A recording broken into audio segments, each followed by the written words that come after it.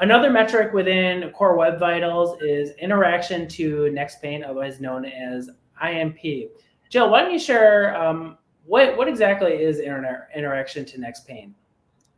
So interaction to next pane actually replaced first input delay as a key metric back in March of this year. It just gives a more accurate understanding of responsiveness of a page based on user input. So with first input delay, that was a measurement of the first interaction when the first interaction of a page was measured. INP is all interactions on a page and how those are measured. So it just gives a better understanding of the total responsiveness of your pages based on all user inputs. One example of this is that users may click on more than one thing on a web page. So INP will give you a total picture of how long the web page took to respond to all of their inputs.